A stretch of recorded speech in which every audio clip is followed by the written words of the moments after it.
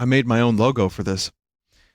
This is going to be something of a Sunday stream type thing, but this has been recommended a bunch, and Gear sent me a really funny one, so I just figured I got to do it. It's really stupid, and I'm going to explain it in a minute, but we need some audio accompaniment, which I think you know what kind of audio accompaniment I'm talking about, and as soon as I find it, I'll play it.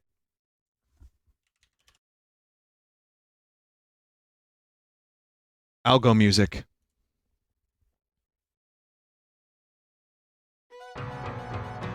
Fuck that. Forlorn Grammar is the name of this one. Okay, so what is Talk to Transformer, you may say to yourself? You may find yourself asking, what the hell could this possibly be? Some of you know already, but you talk to an AI. Actually, no, that's not true at all. It's a neural network thing. And you type in a prompt, and then the neural network will guess what comes next. Note that the AI may produce inaccurate, offensive, or sexual content. So, you ready? Custom prompt. Frodo, put the ring on. Fading into a shadow realm. Come on, you knew I was going to do something like that. Put on the ring. Frodo put the ring on, fading into a shadow realm. Look, a little of this will work. I'm not in a hurry to get started on the rest. Doran, who's Doran, shook his head sadly from side to side. There's no point anyway, the ring is a curse and that's all. That's about accurate. What's more? Frodo asked.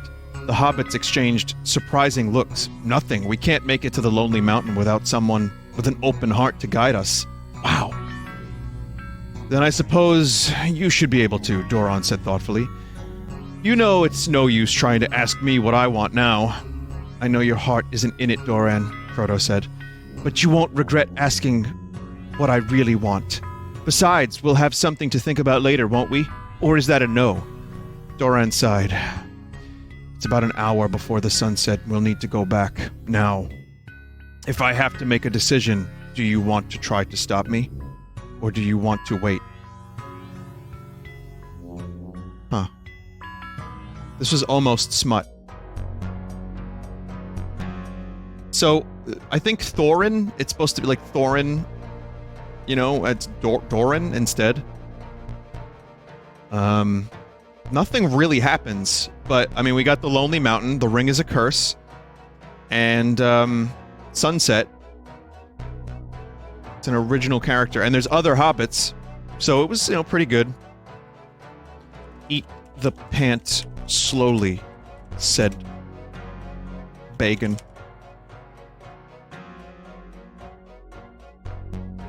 Eat the pant slowly, said Baganal. Oh! Good name. Completed the name. Who had been eating them daily. I'd make a big meal of them if it wasn't for her, but because she used to keep her stomach to a reasonable level, I can tell you it was a real disaster. It's not just what Baganal eats that's embarrassing. It's so much less. The pantry chef's wife's cooking is part of her job and part of her career, but for many people, it's an embarrassment. Some are offended that the food is so expensive. The $45 bill says it all, from the pasta to and broccoli and chicken fajitas to the $60 chicken and avocado quiche. So, is the fact that it's served on a plate with a plastic basket of vegetables because the salad will run you about $24.95 per person. But the best outrage comes after the meat and eggs are eaten. Bagel is so expensive that you can eat the food on a plate while wearing an I don't know what. The best outrage. Yummy outrage. Mmm. While wearing and pant. Thank you, John. And pant. Deckard knew he had got them. The replicants were on the run.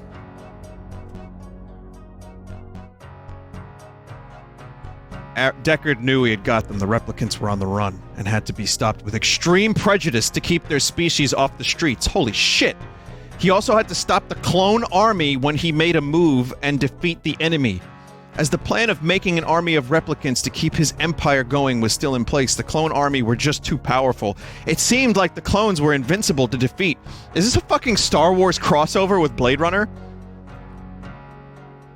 He would just leave them alone for now, but when they were coming back, he had to try and make them fight for him. It was at that time he heard a voice in his mind. It was a voice from the future. It was an army with more power than his own. It was the ones that was supposed to be against him. If he killed them, the future would always know that he was a fool. Even when the enemy was at large, he only attacked their bases. There are some things that not even a Blade Runner can handle. This has nothing to do with Blade Runner other than the clone army and replicants, but barely. Use the last sentence from each generated text to continue. Okay. I'll try it this one time. Or maybe a couple times, but I want to keep trying weird shit too. There are some things that need to be kept in mind when creating applications where there are numerous applications that use the same file system and it's used for all sorts of different things.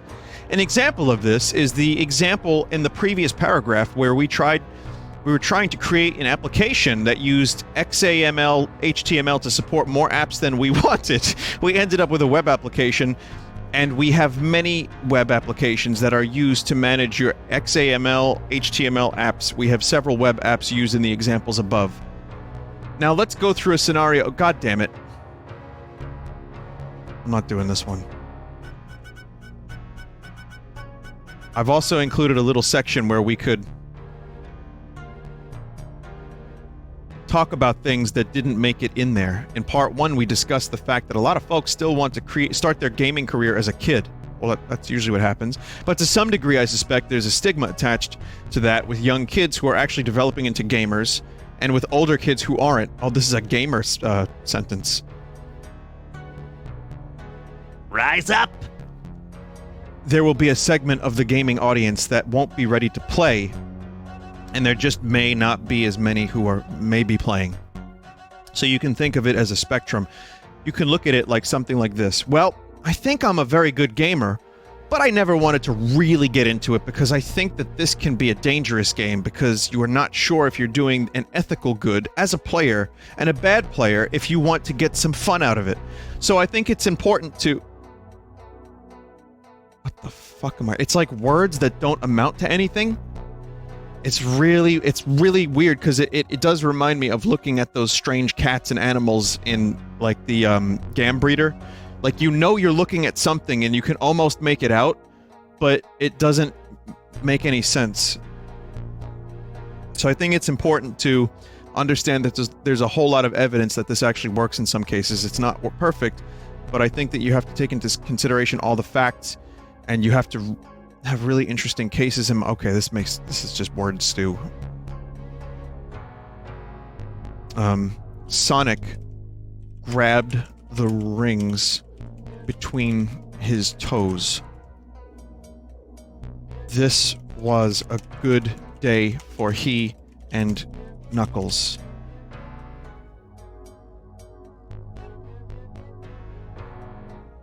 Suddenly, Amy had stopped moving. With a slight smile, she said, "There you are." Knuckles nodded, shaking his head. "Thank you, Sonic Rose." "How's everything going?" "This is great." The Red Dragon was very excited by this news. There was a clear sense of achievement about this. Knuckles was a member of SSECL, which was like an SSPER program. People like Knuckles were extremely well cared for in the SSECL program. He was well protected, had the resources, and enjoyed his SSECL as a member of SSECL. But Knuckles was not interested in SSECL. For him, SSECL was a time for fun. He liked playing with things like balloons, trains, and other things to bring a sense of adventure and a sense of adventure in Sonic. Amy was the same. Fun. Luigi squinted. The sun was so bright, and it illumine Yoshi's slender figure.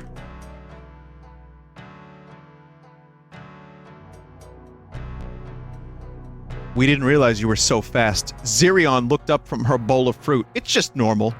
If anything, a lot more normal. The last battle at the beginning. Ganji was at the center of the fight with Mario. New brothers? The two were constantly in motion, and they ended up facing each other. When Luigi was on top, he could feel the force from the battle on him from underneath. What? And he couldn't stop the battle when this was happening. They were going in circles, and at that moment the battle between them was just starting. It ended up taking them only a few seconds to enter the second half of the battle. I can do it too, Ganji stated. I know, but what a waste. I know, but what a waste!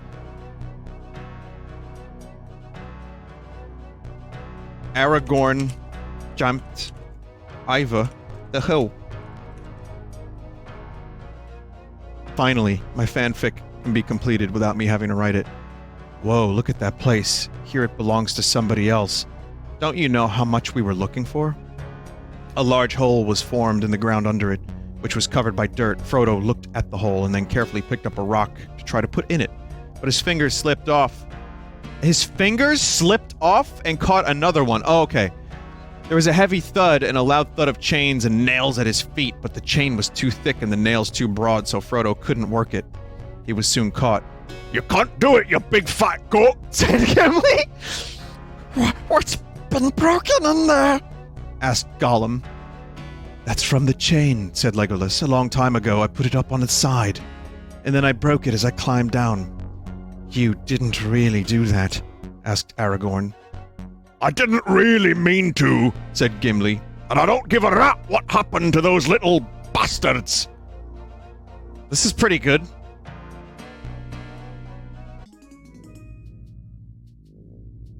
Chrono Trigger fanfic? Okay. The epoch came to a complete, if labored, stop. Chrono exited the time machine. Frazzled. Yep, frazzled. I'm using it. Magus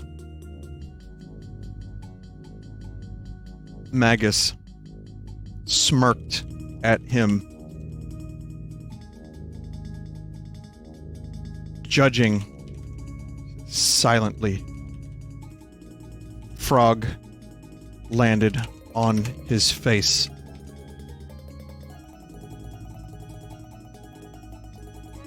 It's his name in the game is Chrono. You know that, right? Chrono is the name of the game.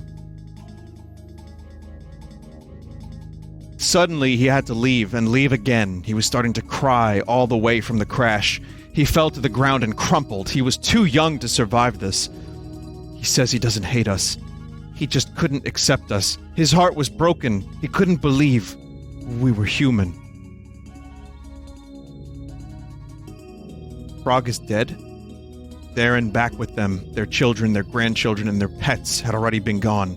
Chrono looked and looked and looked and never got a chance to look at his daughter. What? His wife had been dead for 8 months. All because of an ancient mistake in time and space. What? They had been together ever since. Wait, they were together ever since she died? The last time they left each other with Chrono was when the moon touched her face. That's kind of poetic. He didn't cry anymore, either. He was... Wow. That's,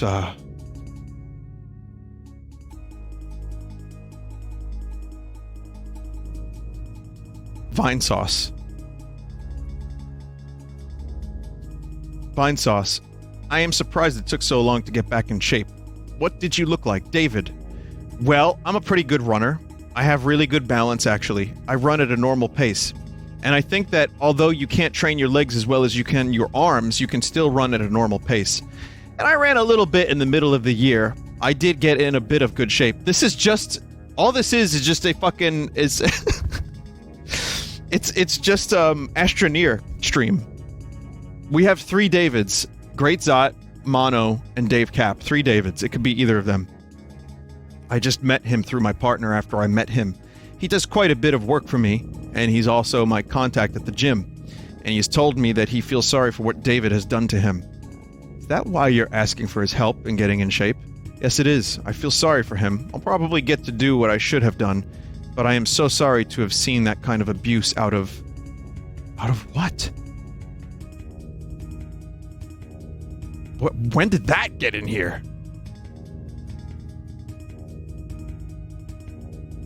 Thanos felt a tingling in his posterior.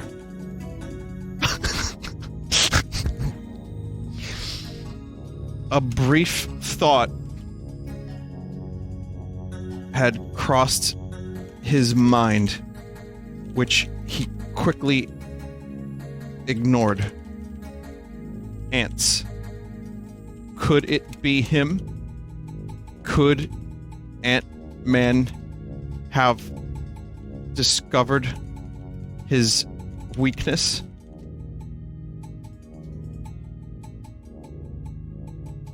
What am I doing with these coulds here?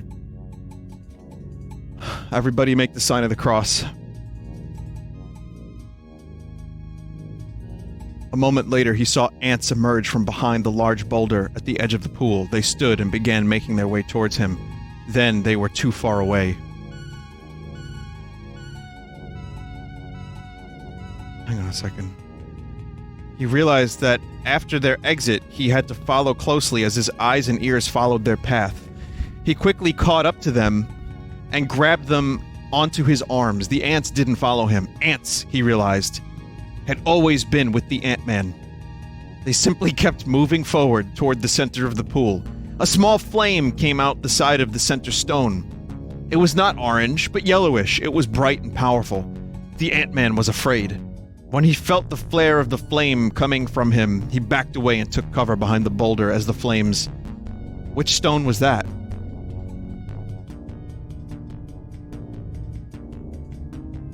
The Soul Stone? My favorite was the Ant-Man, and then just the word ants, but, yeah, that's fine. The keep was silent. Jon Snow and Tyrion shared a flagon. What is it? Flagon? What is it? Flagon? A flagon of wine. Perhaps for the tense is weird. The last time. Sam emerged from behind the adorned pillar like a ninja. Where are we going, Treebeard? He said in hushed tones.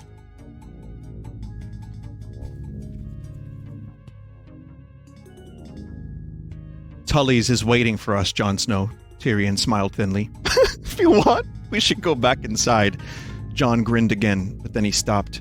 Tyrion, Jon said, still smiling. You have to tell me, how was Sam's wedding?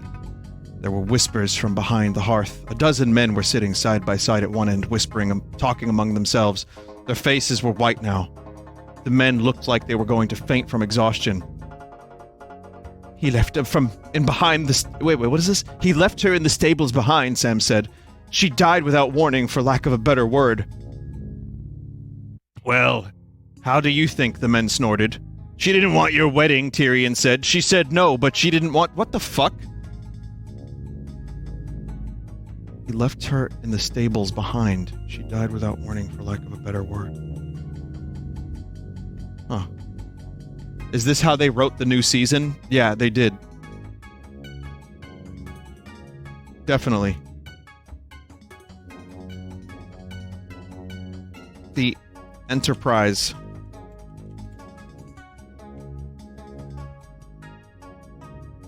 Lay motionless upon the vast, cold, vast emptiness. I'm not looking for a Pulitzer here. Of space. Data chimed into Captain Picard. This is bad already. Captain, we have detected a large quantity of, I'll just use the Technobabble, of chronicom particles. Whatever. Particles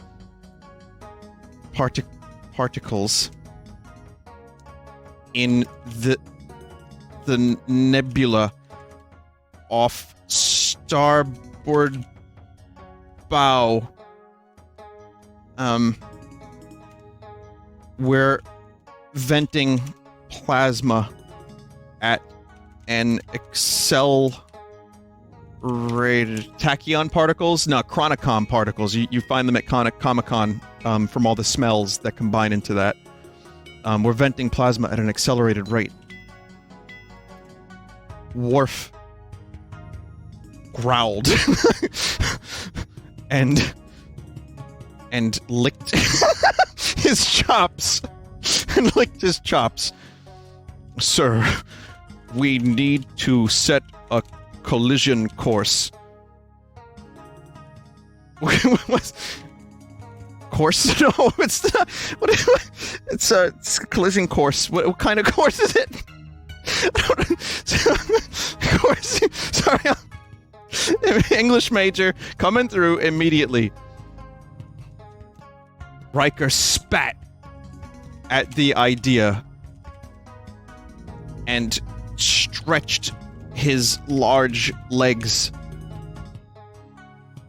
gallantly. Whatever. Go ahead, Data! Captain, I will give you full priority. Worf ignored him and nodded to the bridge monitor. Riker walked out from his chair as an orderly with a uniform, like a regular crewman, walked over to him. Captain, I've noticed that the atmosphere and the particles are not what they should be. The orderly ran his hands down the bridge, scanning the horizon for distant stars. I'm having difficulty processing. Riker looked up from the bridge monitor. Well, perhaps it... I wrote too much. Well, perhaps it will be better if you just got to them fast. I laughed. Who's I in this story? As good as yours is, Mr. Worf, but now that we've been there 30 minutes, you may need an extra hour or two of practice. I handed him the monitor and left him on his own. I was starting to feel more and more at home with the situation. There was a sense of danger now, and that was the first of many days. The next morning, the Klingons arrived in 10 forward with several thousand prisoners. You can't fit several thousand prisoners in 10 forward! That's the fucking lounge! It's the bar!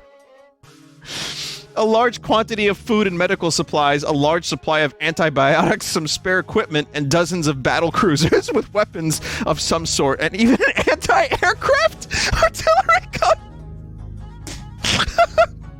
What the fuck? They put all that in 10 forward? It's all there? They started a large bombardment of one of the Klingon strongholds, a city called Takur, the last surviving base of the original Klingon fleet on... Oh, I gotta continue this. So wait, the Klingons are attacking the Klingons? All in the bar. The original Klingon fleet on Breach 4. After the attack was over, Takur began to re-emphasize its position as a Federation city to avoid being attacked. See Deep Space Nine Firstborn. In 2371, O'Brien took Picard aboard the USS Enterprise A in order to determine why the ship had suddenly returned from the Delta Quadrant in 2371. It's now just taking stuff from fucking Memory Alpha, and it's like confusing it and mixing it up. Takur had gone into lockdown, but the Enterprise was able to reach out into the Delta Quadrant and destroy it without having to take any more torpedoes. Worf informed him that the Klingons had attempted to disable the Enterprise's engines, but the beam from the bridge activated after the Klingon ship returned. Star Trek Deep Space Nine Companion. In 2372, a group of Klingon warships raided the Federation Space Command outpost. Holy fuck. This is something else.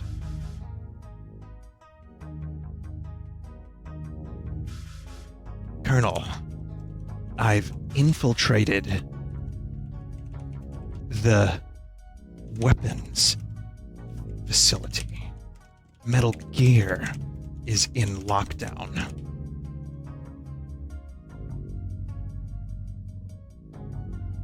Nice work, Snake.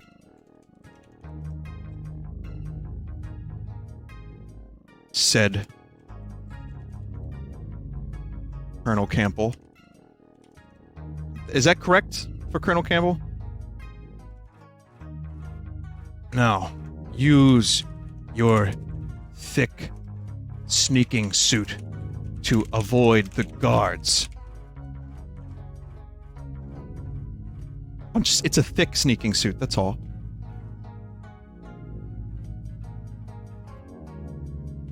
The armored car continued its drive away as another vehicle pulled in. One of them carried a woman dressed in black with her own armored car. The woman entered the car and looked inside. She wore a tight black dress along with black leather boots and a pair of dark pants. Wow, who the fuck is this? There was another woman sitting behind the passenger seat on a chair dressed in black with a large red cape draped over her shoulders.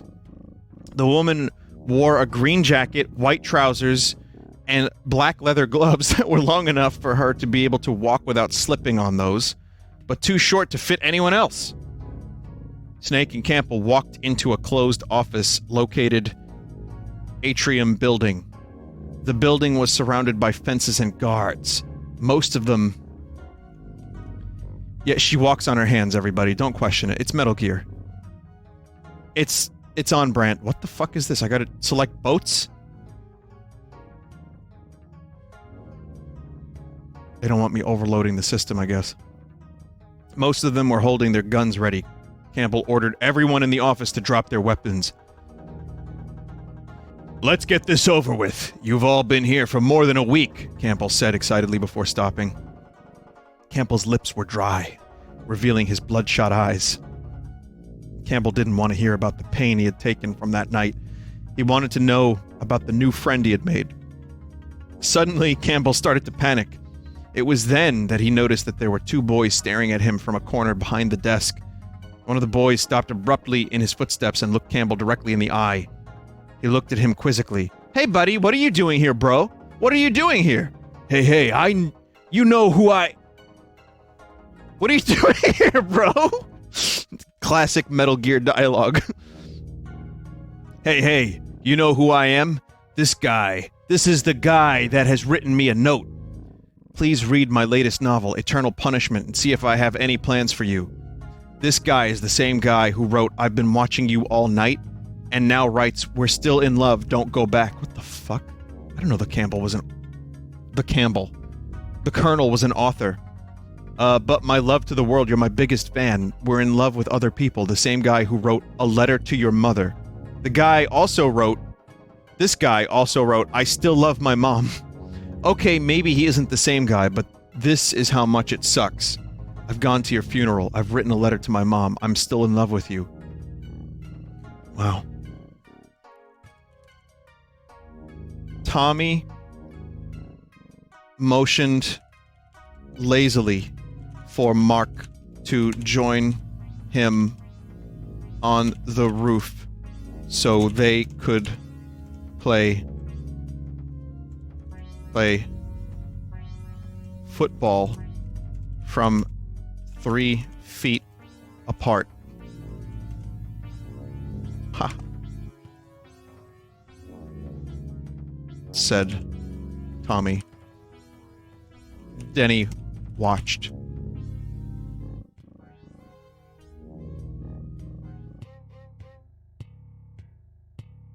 Okay, now I think you know what you're gonna do if you keep this attitude up, Denny grinned.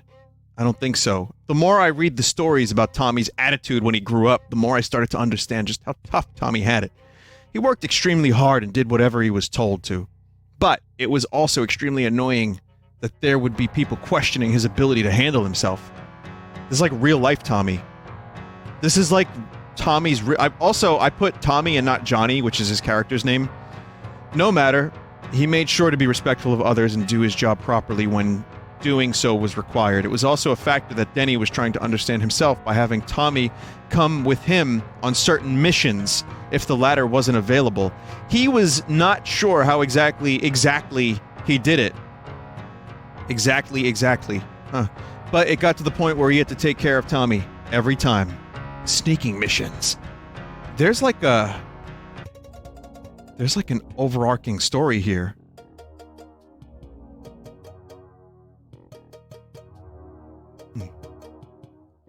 Mark is just not even in this story.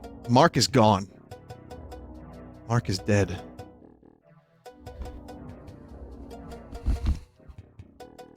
Behold, centuries of thrust. To be a great knight in a place where he was not wanted was the greatest privilege which his noble birth and his nobility could confer. At the same time that he was obliged on account of his greatness to fight with his sword and shield. His swords had to be sharp and well drawn, and with the other parts of his body, he could not make them dulled by fatigue. And in return for this, he had to be constantly mounted from sunrise to sunset, which did not befit one that so strong was to be born on a cart. What? 35. He was born in the village of Toussaint, where he lived until his mother was killed by a knight of his father's rank. He lost his sister at a wedding, where they married again. When Antoine and his parents came to France, all the nobility who he relates were afraid that the country would be taken by an enemy. What the fuck is going on here? A lot of death. A lot of Toussaint. Is that how you say that? Toussaint? A lot of death, a lot of marriages, and a lot of marriage and death.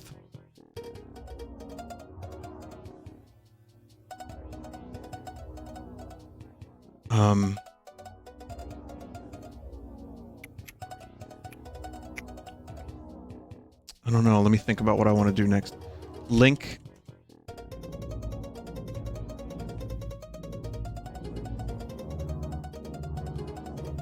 As Link delivered the final blow to Ganon, Zelda breathed a heavy sigh of relief. These battles have taken a heavy toll upon Hyrule, Link. Breathed a deep sigh of relief. That's how you do it. That's how you do it right there. That's it. After Link had finished his last battle, Ganon finally collapsed onto the ground from what looked like a heart attack! Oh, okay, after all that, Ganon died of a heart attack. As Link delivered the final blow to Ganon, Zelda breathed a deep sigh of relief. These battles have taken a heavy toll upon Hyrule, Link. After Link had finished his last battle, Ganon finally collapsed onto the ground from what looked like a heart attack.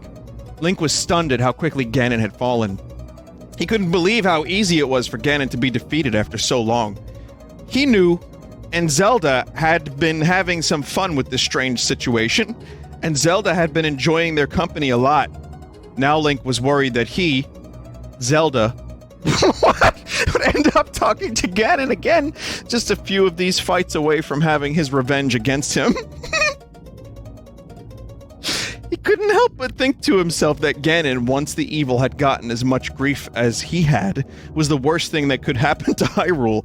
If Hyrule managed to escape his clutches, he was going to take advantage of whatever chance Hyrule...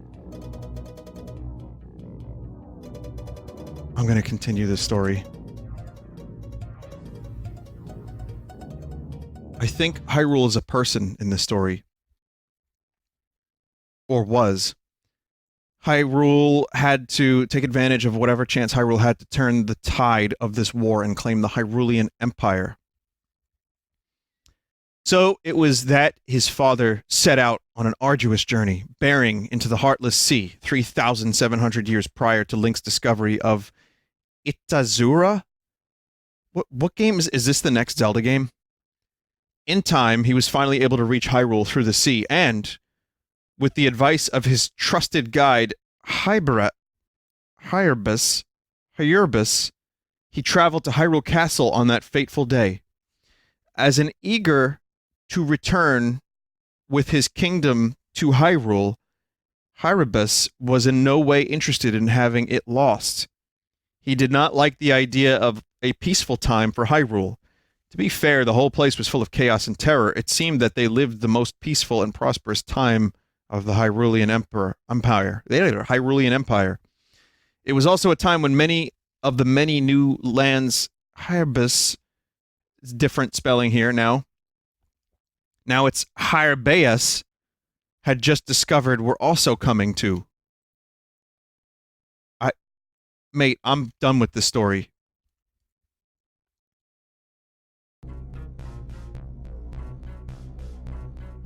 Luke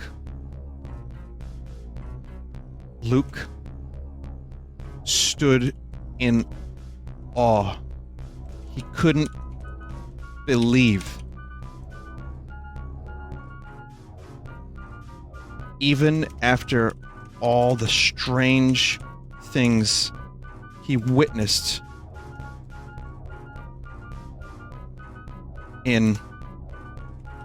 on Tatooine. Is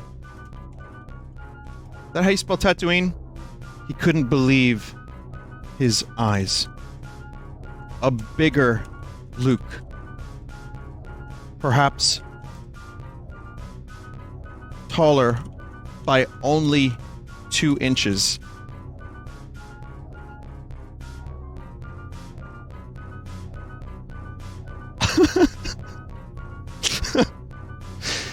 All right.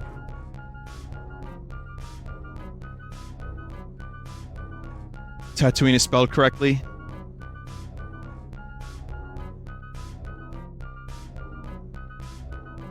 But he didn't understand. He was just a child in a galaxy so massive that there was no way a human could stand up tall against an alien that long, as big as the Emperor.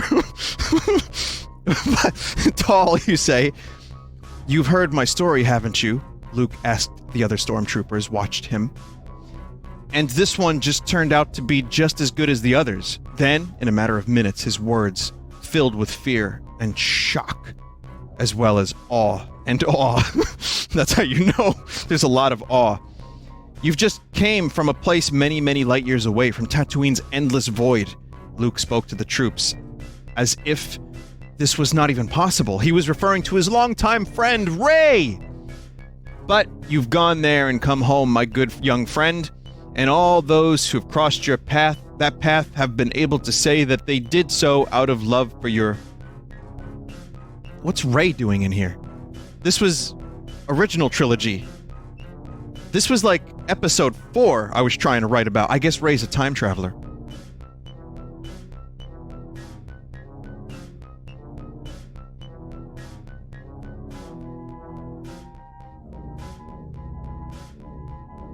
Let's try again.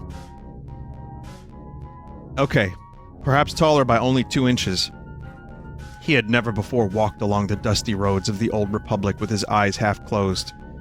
He'd never seen a world without the Force or the Jedi Order before. Not on C-3PO either. He looked at C-3PO and saw that his eyes were wide open. He felt a sudden surge of fear and pain as that little droid exploded in a puff of white flame. Holy shit! C-3PO is dead! It was probably the last thing he expected to encounter when he first met Luke. It won't work, Luke. It won't work, Luke. This is too much, Kenobi shouted. What is it about this world that I believe that you don't understand? This is it, Obi-Wan, Kenobi said fiercely as he stepped forward. Excuse me, what? This is it, Obi-Wan, Kenobi said fiercely as he stepped forward. So now there's 2 Obi-Wans and only 1 Luke and no bigger Luke. What? Skywalker exclaimed as he looked up at the young pilot. That planet, Skywalker insisted. This is just like the world I left, the one... Oh my god. Obi-2. Double Kenobi theory. You got bigger Luke and double Kenobi. I want to go one more time with this sentence, just to see how different it can get each time. Yet this boy had a fierce smile and was utterly determined to become the most powerful Jedi of them all. Even though that probably wouldn't work out too well with his father the last time around. Luke, you're a special boy. A special part of us. This is for it, Luke. Luke was shocked. It was as if the whole world around him was screaming, BOMB! In the end, the boy was right, but even at his age, the father's influence had no effect on him, as he was more interested in helping his nephew and his brother become the strongest Jedi they could become. To this day, Luke still feels proud to be Luke Starkiller. At least that's what he told his father. Luke has a brother? Luke Starkiller. So wait a minute, Luke Starkiller is bigger Luke or smaller Luke? I don't quite know. Okay. Orgy. In hell, I am your lover. There is nothing I couldn't do for you. I am only human and you are mine. You get what you want as you were promised. He turned and walked off. She didn't say that. But what about us? What do we do? I asked her as we walked back out. I suppose I should let the kids go, but I can't afford to leave them behind in these circumstances. I think my husband should accompany them to show that I care about them. Maybe you would find the idea of losing them very interesting, he smiled at me, but said nothing. I will leave the kids with my husband. Okay, he said with a little smile, and then he sat down on the arm, pulled one leg on as he got to his feet, and stood up, turning his back on me, and walked across the yard, not looking back. The next day at school, I was having a conversation with someone who I had known for quite some time in one room. What the fuck? There's no through line here.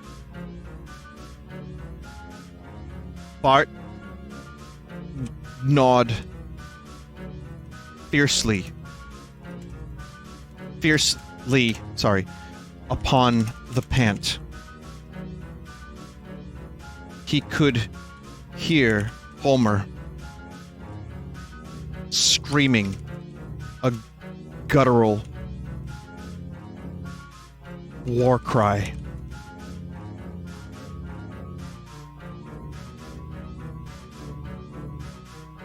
War cry? Yeah. You could hear Homer screaming a guttural war cry.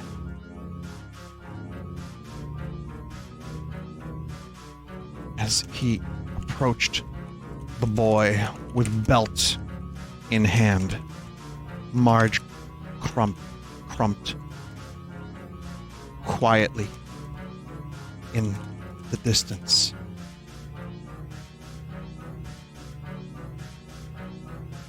Bart could just barely see Homer with the child's eyes wide.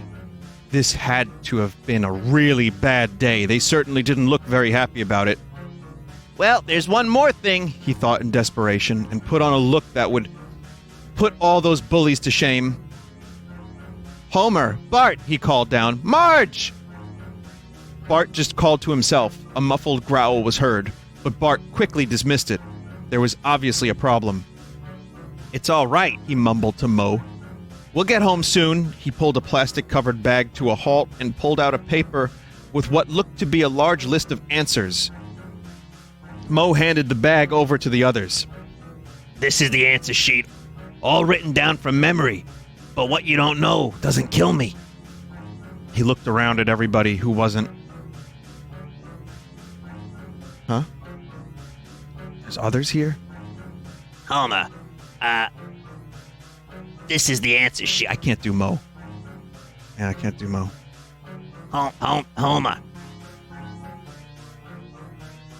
Mario did the Mario. He swung his arms from side to side and didn't look back for a moment. all his regrets washed away. Like the advent of a fresh summer morning. Luigi.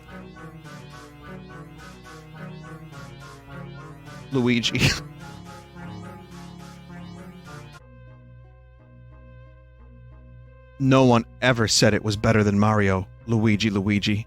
No one ever said it was easier than Mario, you know. But the most incredible thing came to him like a light, unnoticeable shock to the flesh. Before he reached the bottommost part of the floor, he saw his mother, the first person ever to appear in his life. He saw the two boys he always wanted to be. He saw his friends. He knew that Mario and Luigi were his children, and that everything about them was real. Their lives weren't the only real world of his, and he had every reason to look down at them and just feel bad for them all, because they had been so good to him, and they had never left. Ever. No matter how hard he prayed and prayed and prayed and... This got weird. No matter how hard he prayed and prayed and prayed, he wasn't there. He didn't exist. He didn't even have to be in it. We had to think this through. That he does matter. Is there anything left to believe? And then, he would be like a ghost on a shelf with his little soul. Then he would be in the bottom of the sea with nothing. It's as cold as hell. And when it's time to go into the ocean, he isn't there. So I didn't take it as far as believing that Jesus isn't alive. That he didn't exist. It's just that bad that that's not here to talk to you. That's not in it. I think it's the case that if you're doing enough prayer, but when you're not there to talk to somebody or talking to God, doesn't make it right. You don't even make the best thing possible. The thing that I found amazing about our spiritual journey is that we're going through it with people who seem to have come from a world where... I needed to clear my throat, but I just didn't. I left it, and that's why my voice sounded like that.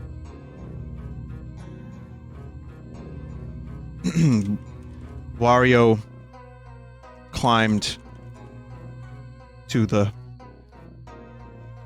What's a... top of the parapet?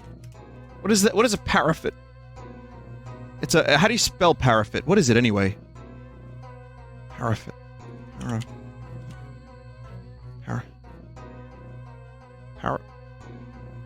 Parapet? Parapet, a low protective wall along the edge of a roof, bridge, or balcony. I thought it was parafat. Climbed to the top of the parapet and exclaimed loudly, Santa isn't real, and Jesus didn't happen.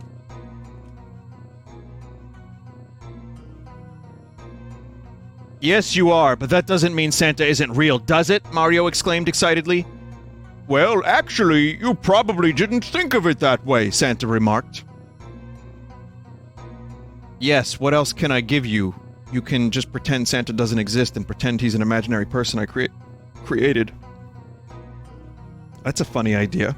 Suddenly a figure had emerged from deep within the woods and began to climb out of the trees. Santa then started running around the camp. At one point on his journey, he suddenly stopped. It was Santa who stopped Santa. His eyes shone brilliantly. He gave it a thumbs up as he stood up and began to climb the hill. But at the same time, with both hands, he gave the figure a long kiss that took him right over the edge of the parapet. Santa. Okay, wait a minute. So, are there two Santas and did one just fucking make out with Wario until Wario fell over the cliff wall and died? Or did Santa make out with Santa? So not only is Santa real, he's real twice. Holy shit. Yow.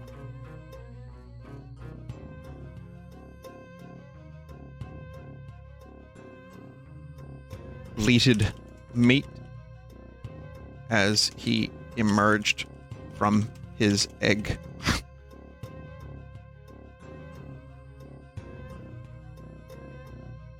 I forgot about that. Can you not do that again? I am good enough, replied the rabbit. It quickly followed the boy as he turned and walked away and up the stairs. Vegeta glanced at his egg and grinned. What do you mean, Vegeta? Why is Vegeta here? What the fuck, dude? I'm losing my fucking mind. Vegeta glanced at his egg and grinned. You really are just about too hard on yourself at the moment. You really are just about too hard on yourself at the moment. He watched the rabbit upstairs to the next room and opened the door. The door was dark and thin enough that even with a torch it made out a small opening. He walked behind it, his voice barely audible when he spoke. I've no place for you but here, he said as he pointed to the floor in front of him. The rabbit looked at the door as though it were his way of saying please, but he ignored it and entered the room immediately. As written before the book was written, the rabbit was named Huckleberry after his mother and... Okay.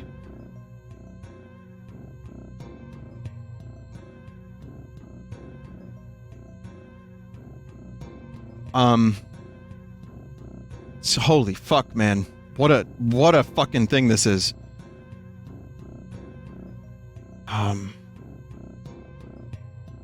Vegeta is Meat's father? I think so. Arthur.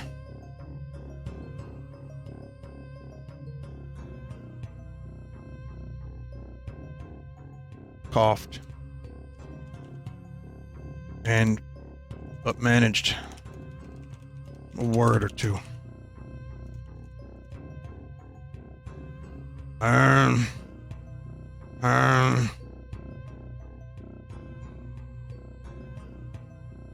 Dutch grimaced.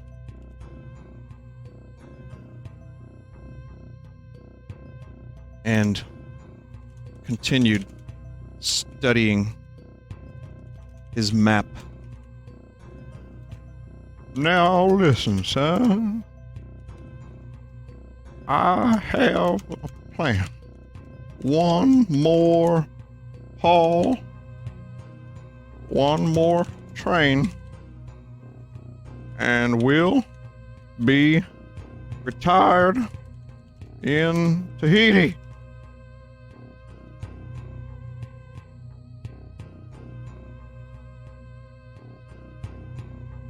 Dutch laughed and then turned to the girl. See you back there. You're gonna spend Christmas with me. You're gonna have that stupid hat. I lost my Dutch voice. Sorry. He smiled at her and held up his hat. You have done a mighty good job. She didn't answer, but looked out at the harbor before speaking. They're moving on. The last girl spoke in a hoarse voice. She was a woman with dark hair and white eyes, who had the appearance of a young lady. Ah, the rest of you are going to spend Christmas with him. He's going to be with Mrs. Potter, Dutch said with some bitterness in his voice. He was making this joke. Harry just stood there and watched. He really wanted to know the real reason why Dutch... It's a Harry Potter crossover with Red Dead Redemption. Oh, fuck. This is the DLC for Red Dead 2. It's a Harry Potter and Dutch crossover. He really wanted to know the real reason why Dutch was trying to make things worse. You don't know how it went down, kid? Dutch yelled at him. Nick watched as his arms wrapped around himself and held onto his waist, giving him a firm hold on his shoulders. Yeah, and this is why. You just gotta tell me, he told him. What did you say? Dutch yelled, grabbing him. Nick looked up at Dutch as the two looked upon each other. Dutch put his hand on Nick's shoulder as he turned to go. Hey, you're telling me to tell me? I don't think I've been doing this for too long yet. You ever tell anyone you want to try to help someone? Maybe I will have one of them try something and see if it works. Nick nodded once, letting go of Dutch and running off with another look on his eye. Dutch was gone in an instant. Nick's head hurt from the pain. He ran along with Dutch's trail, staring ahead. What? Who's Nick and where did he come from? Nick, is this you? Who is Nick? Saint Nick? Again, it all goes back to Santa and Christmas.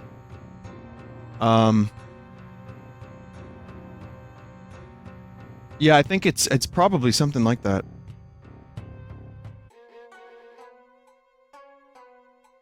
Another Lord of the Rings story. Bilbo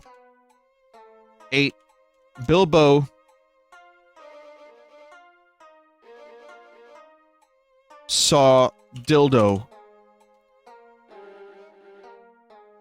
in the woods. Pippin smiled. It was a long, hard day, but the work was fulfilling. Smeagol cried. I'm sorry, I have to see what happens. The dragon knew, the one who had saved him, who had seen, had loved, and was now dead. The one who never loved was gone. Dildo saw the blackened, broken body of the Dragon King. He was lying in the sand, lifeless. There was another in the shadows, a small child. He turned and stared, horrified. Then he turned away, out of the woods, as far away as he could tell. The girl and the child wandered into the snow until they came to a great stone, and they stood together. Bilbo came and sat and looked at it. The Dragon King had been dead. He was the one that had saved him. He was the one who had fought. He was the one who he loved. He sat down opposite him and sat in love for another long time. Bilbo stared at her and stared until she was a little younger. Then he smiled and laughed bitterly at what? Metroid's was dead. Samus killed them. She was very strong.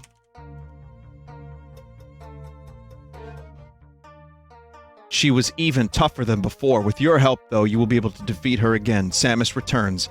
Metroid series, Samus was the first Metroid to use the Metroid 2 engine. Metroid 4, Kraid was the first Metroid Prime to use Metroid's engines. Metroid 2. Metroid 3, Corruption. Samus returns here in Metroid 3, but as an enemy and a major antagonist in the game. The game is set a little after 2106, which is around a month after Samus's arrival in Sector 7, with Samus as a space pirate and her ship as the homing missile having already been sunk. The ship's crew is now a series of space pirates known as the Vultures, led by the mysterious Mr. Freeze. What a crossover. The homing missiles takes fire from these vultures and is unable to fire again until Samus arrives, before the vultures decide to put to rest the homing missiles. Nice to meet you! Speaking of, Arnold was beginning to lose power. He knew he needed the cookies, but Jamie kept them from him. I need cookies, Jamie. I'm losing power. But Jamie was obstinate and refused, knowing full well the dire consequences.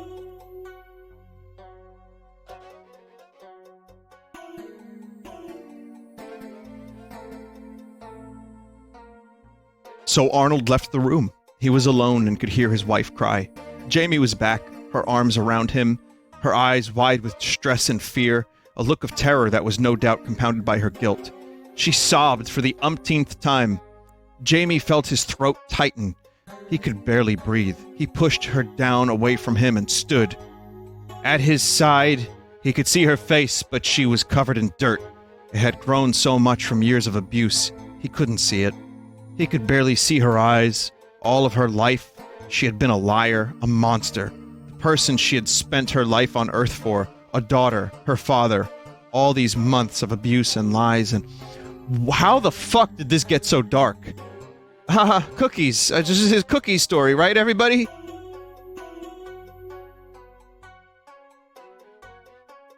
When Harold's father said that they were about to starve, but the children refused to eat, What do? That's it! That's it! That's the whole fucking story. It just stops. I am so fucking done with this. Is amazing.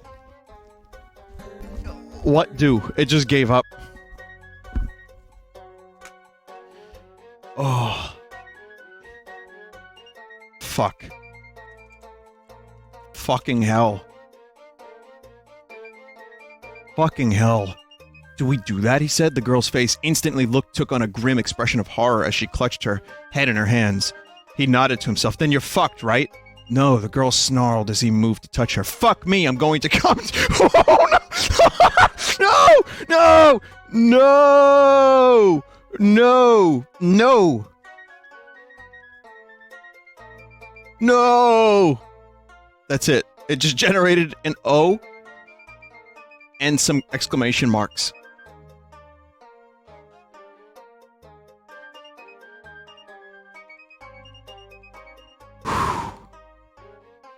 This is the best thing I've ever done on the stream.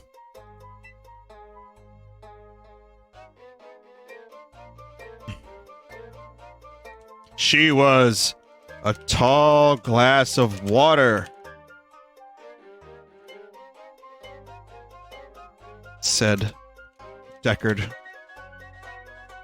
dryly.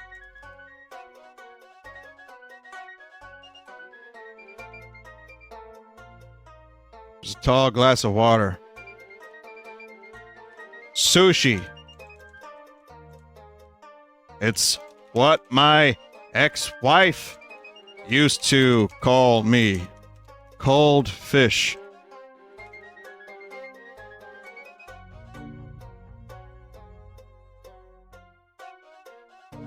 That, said the boy's father, was the first time I had any idea of the kind of things he did. Sushi fish, he repeated.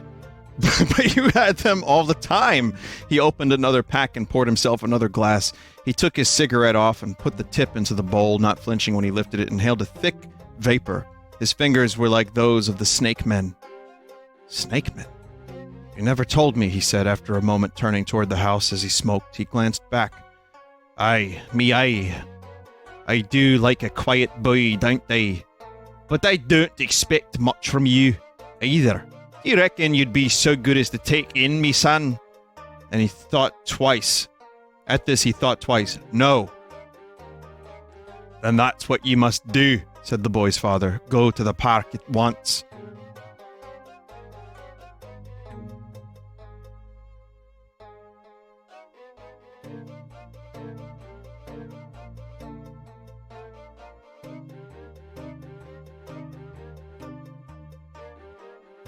Made myself a little garden to grow myself my only friends. So I made love to all the trees. Nope. And all the branches of these trees, and all the trees of my gardens. 10. The next day he entered the bed with me, but when my No! No! I planted a flower and laid it on a log to dry, and in a little winter in my garden stood up a man in a gray coat and tie with long hair. I told him to come to me. He came, as though he wished for a bed. I let him go to sleep on my bed. Oh no! He was so hot! He wanted to get up! I went up to him and told him I love him.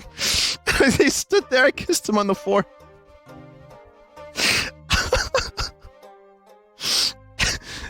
He awoke at night and gave me his sword, and today I am his man, for now I am his friend. I love him well, and I love him for his good grace. He has never seen the sun till I kissed him, and now he is dead, and now I go to my wife.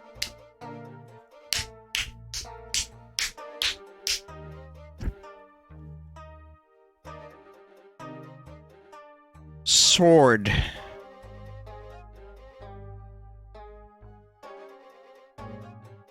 I don't even know what to do anymore.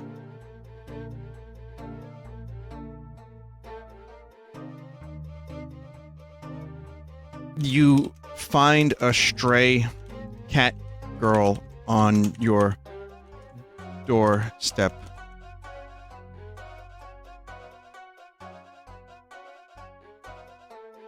You don't want to kill her, so you grab her, twist her wrists, and drag her into your apartment and make her your girlfriend. Oh my god. Do you go crazy? Are you going to break your soul on Christmas Eve? Again with Christmas. You decide to go insane. Then you go insane too. Maybe you just decide to put a rope around her ankle and you can't stop yourself doing it. I hate this. If you want a date, you have to tell her you're out, and then it's just a question for you to figure out how to put your foot up and get away. I know what you're thinking. It's a date, my date, and you'd be right. But what you mean by that is this point in your life, you're getting into a relationship with her, you might think you have to put your foot down, put the question on the table. Actually, there are times in my life when I'm just so into her that I have to force myself not to. Do you know? Oh, fucking hell. I have tears in my eyes. This is terrible.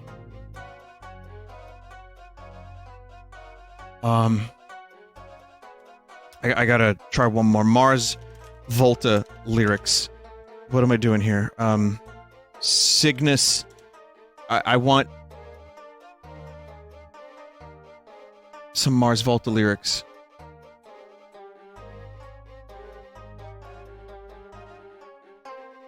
This is, yep, these are real lyrics from Mars Volta.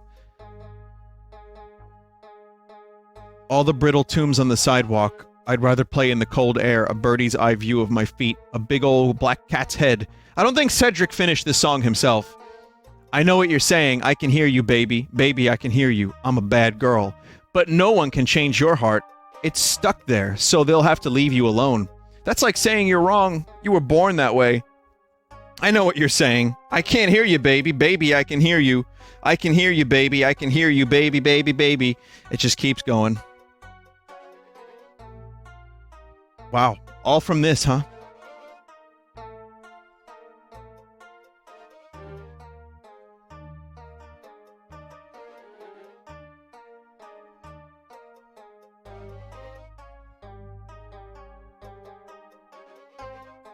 Hello?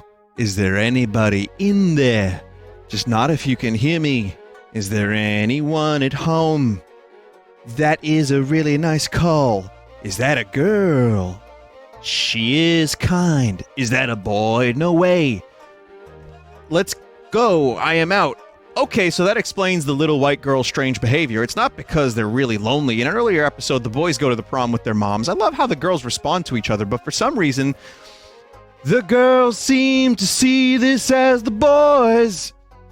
It started as comfortably numb, and it turned into something very weird, and now there's seizures. Oh my god.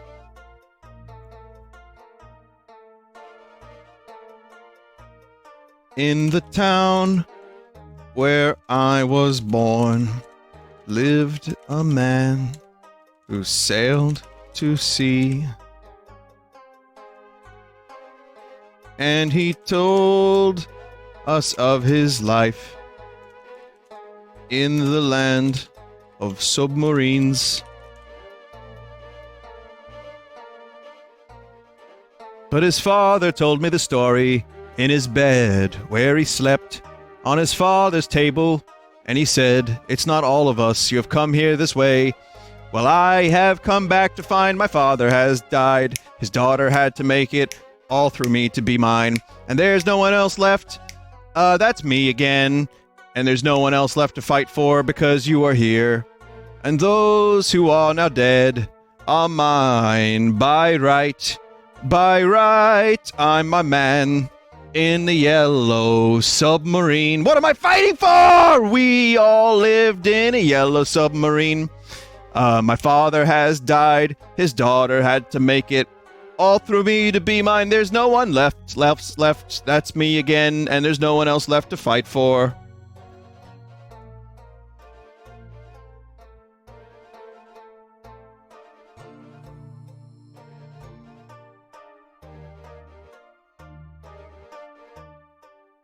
I'm gonna stop this in a couple minutes.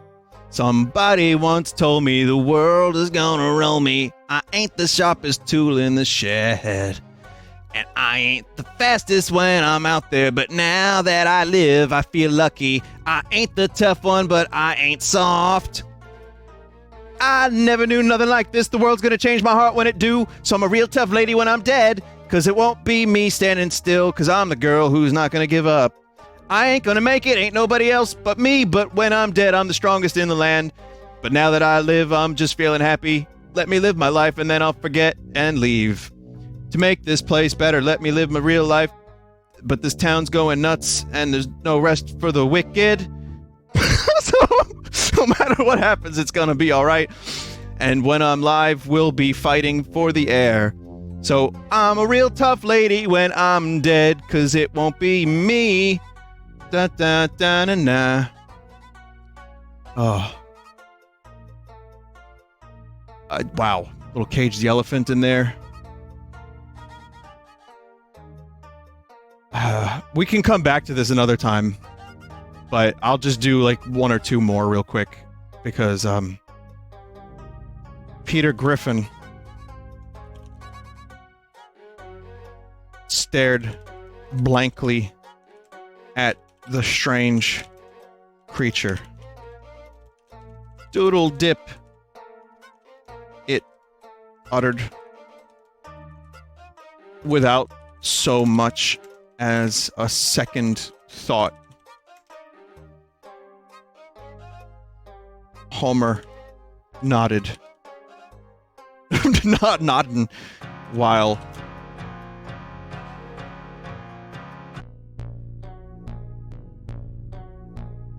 Homer nodded while Rick and Morty ran for their spaceship. I'm Pickle Rick.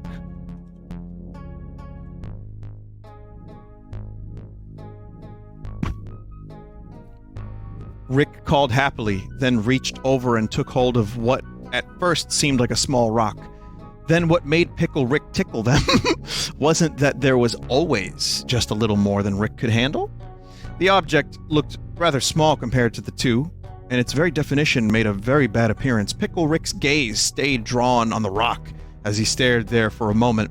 Then it gave a soft hum, like it knew exactly what he was looking at. Pickle Rick let go of the rock and went for a walk. The walk he took in the park he described quite dramatically.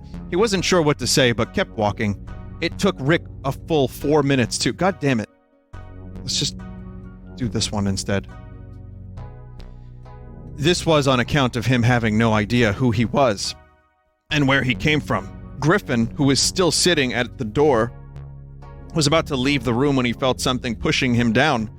"Foolish dog," he screamed, jumping around the room in terror. I think I spelled Griffin wrong. He fell onto his stomach and saw a green furry thing lying motionless in the doorway. He looked up at it, but instead of seeing human skin, he looked at a white, translucent thing with legs. And it was a dog! Griffin looked at the dog's face in shock. It was a giant yellow blob with bright orange skin, the top of its head covered by a white cloak.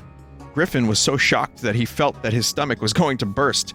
"Oh, you stupid dog," he screamed again. The dog blinked at him in surprise, its eyes flashing. "Don't say that."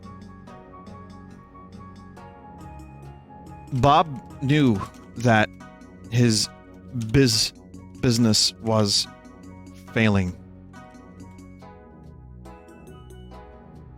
His plan to clone his son, Gene, and create a new burger chain, Six Guys, was his last hope.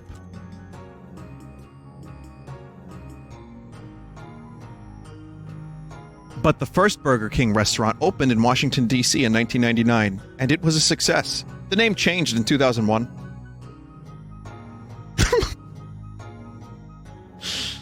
Okay. It's no secret that his decision had caused his reputation to take a hit. For all the buzz surrounding Gene and five-star burger chain Six Guys, there was still a serious question of his personal life. At the time, though, what seemed like a long shot ended up being a matter of getting some serious help from friends. I have no regrets. It's the right thing that I did for my son, his mother told USA Today. I could never have gotten involved in anything else. I have no regrets. It's the right thing I did for my son, his mother told USA Today. I could never have gotten involved in anything else. It's no secret that his decision had caused his reputation to take a hit. After spending several years pursuing his father, Gene and his 5 friends decided to turn to a new family venture. According to his mother, Gene decided to put his career before people. His father, who had recently what? That's accurate. Gene and his 5 friends. I mean, he's friends with himself.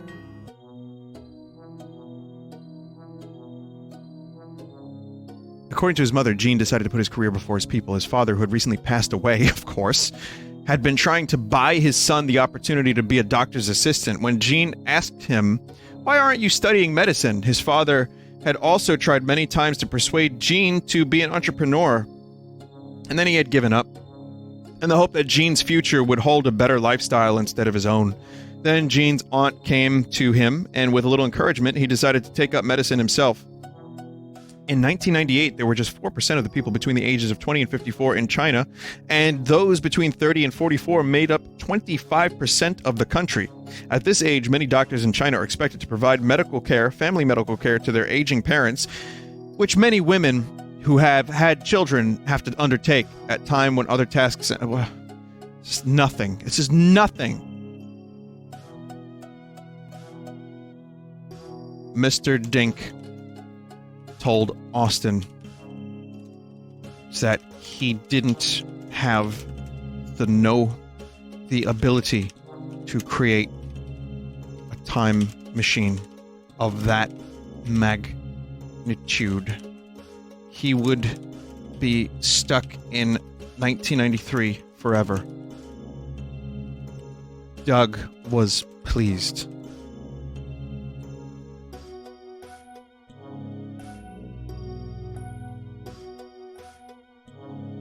Who's Austin? Austin Powers.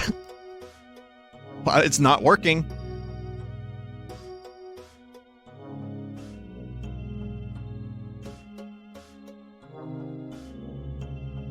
I broke it. Doug was pleased. After that, he started doing research. He had come to believe there was much more to the universe that he had overlooked or couldn't see. After a while, he became obsessed. He started visiting some of the more far-out worlds, searching for planets and other alien objects. In 1999, he was what? Doug was pleased. I knew it was possible. My grandfather didn't think the world was flat or anything like that. That's the reason my family was so successful, and why I was able to do what I did. A lot of people can't have a success, even at 50 or 60%. That far out of the blue. But Doug's career was in jeopardy. He had been on trial for his criminal acts, but Dink had an idea. I told him he'd better try this. We're trying to get him acquitted, but there's something that we can do for him. His time machine will go back in time and bring him back. Doug told the judge what they thought. He wanted to fly the kids home from school so they would look like they weren't in class. He wanted to come back during Halloween, but that would mean they'd have to face a new set of adults instead. Wow. The game clearly wasn't finished. It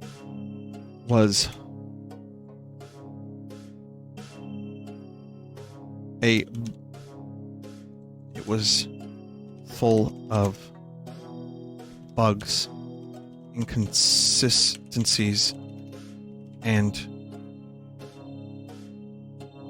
the gameplay was undercooked. Tood. Let's call him Tood. Tood didn't care. Not anyone in particular, just a guy named Tood. Tood didn't care.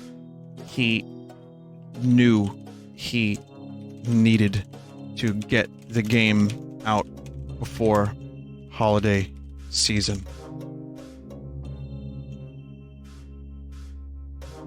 I was pretty happy with the end result, I think. But what would life be like if people didn't understand the game, especially after having played it for so long and really enjoying it the first few times? And what if it didn't take off?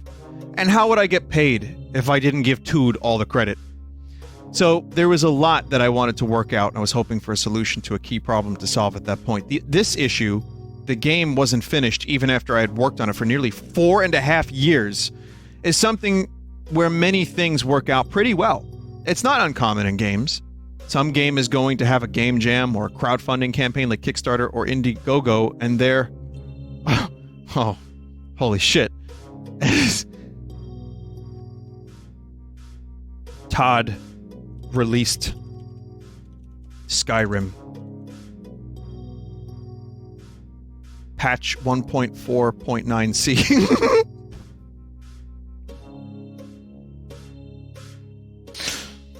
Todd released Skyrim.esm from the Nexus mod manager and placed a .esp in your data folder. Todd released Skyrim special edition patch.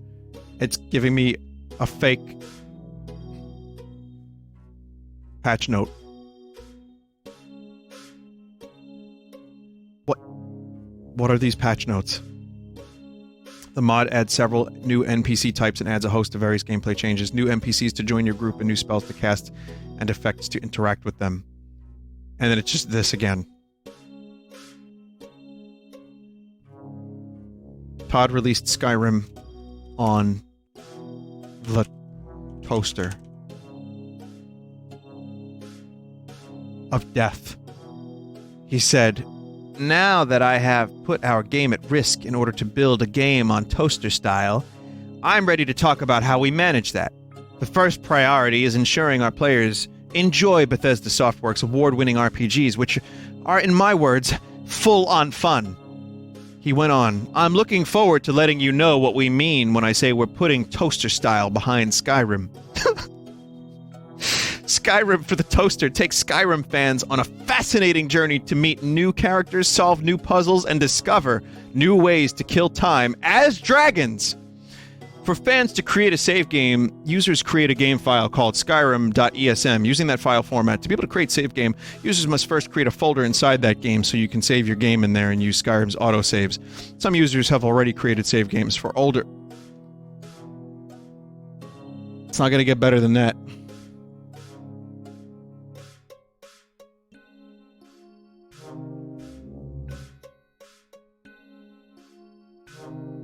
Toaster style.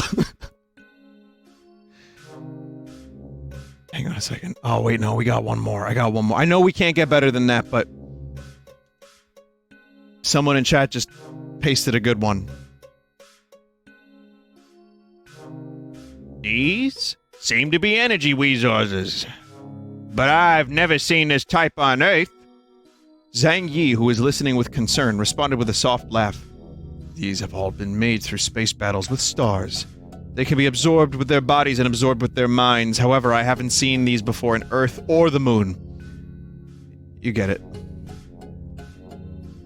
Said Dr. Light to Mega Man. This might be a little bit better.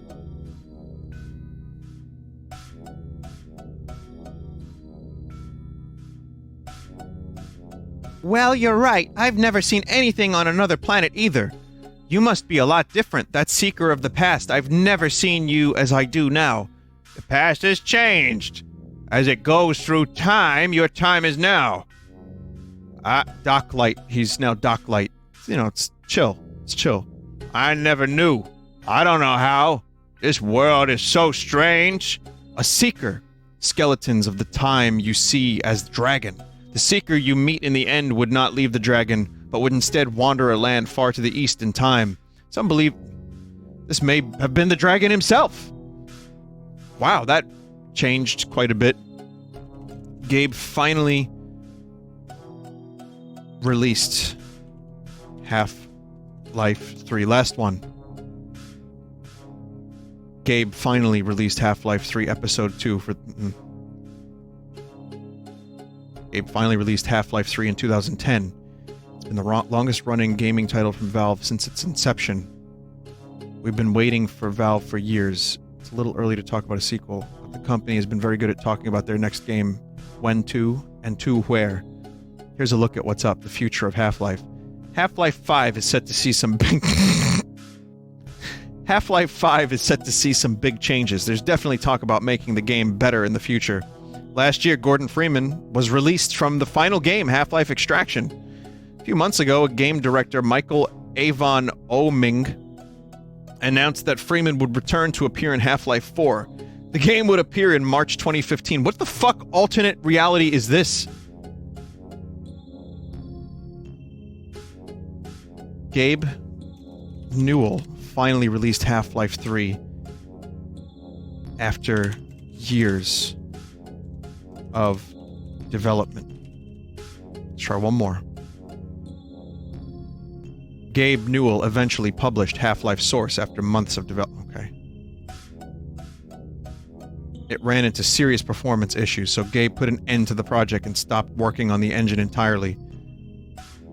When Valve started working on Half-Life Opposing Nations, Gabe kept making the engine available for download, and he made a point of sharing information about the software with other people. Valve got a few emails, a few phone calls from people who had problems, and it was only after an avalanche of support calls in June that Gabe realized the issue was really serious. They were telling me that people in China had serious problems with their SteamOS units being unable to download the game because they got multiple SteamOS order. It was worth the wait. It's accurate, kind of. Something in there. It's a very long adventure, and we know this since you asked us not to reveal it. So, it's important to remember that. You may be wondering why Valve is keeping Half-Life 3 in secret. If you haven't played the game yet, we can explain the reasoning. Valve did want Half-Life 3 to be the first entry in the series to be free of all developer conspiracy baggage that was surrounding it. They've decided to give users a reason to keep on playing, and they're hoping to draw in even more players by adding more maps. But the game is about a woman named Sarah, a former laborer who's now married and an independent scientist. She lives with her boyfriend and twin sister and is a woman without home, and she wants nothing to do with that mysterious company called the Combine. And she believes that her story is the only hope she has. Well, Gordon is not in the game. Confirmed. So she's married, but also lives with her boyfriend? Huh. That was amazing. I'm probably going to do this again at some point, if I can get some new ideas. Yeah, they have a home, but they don't have a home. You know?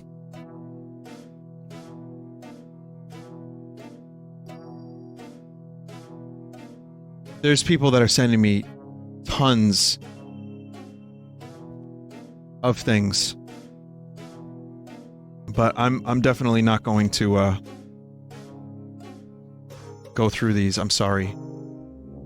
Here's one. I mean, this is like the... You know what I mean? This is one that people, have sent me. So, yeah. Well, there you go. That was Talk to Transformer. Whew, what a fucking ride that was. What a ride. I will do more of this some other time. And also there's going to be the commercials, old gaming commercials, at some point. I don't know when I have some motivation to do it. Also put through the YouTube poop generator. Whew. Okay. So stick around. We're going to take a couple minute break and Smash Brothers. We're going to check out some levels and I'm going to do some battles. See you in a bit.